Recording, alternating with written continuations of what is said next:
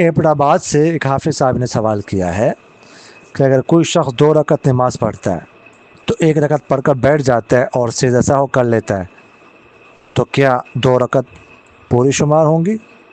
اور دوسرا سوال یہ کہ اعادے سے کیا مراد ہے؟ دیکھیے گا، اگر کوئی 1 رکعت پڑھ کے 1 رکعت چھوڑ کے بیٹھ کر سجدہ سہو کر لیتا ہے 2 رکعت کی نماز میں، تو اس طرح سجدہ سہو کرنے سے نماز نہیں ہوگی.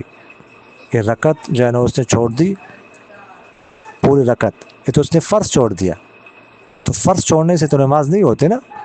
سجدہ سہو جو ہے نا وہ کوئی نقصان آ جائے، 8 چیزیں ہیں جن کے بارے میں میرا ایک ویڈیو کلپ موجود ہے، تو ان پر سجدہ سہو واجب ہوتا ہے. نماز میں کوئی نقصان ہو جائے، اس کے تلافی کے لیے کوئی واجب وغیرہ چھوٹ جائے، یا تکرار ہو جائے، یا تقدیم و تاخیر ہو جائے وغیرہ ذالک. لیکن فرض چھوٹ جائے تو اس کی وجہ سے جو ہے نا وہ سجدہ کو سہو کرنے سے نماز نہیں ہوتی. نماز کا اعادہ کیا جائے گا، دوبارہ پڑھی جائے. اعادہ کا مطلب دوبارہ پڑھی جائے گی نماز. جزاک اللہ خیر.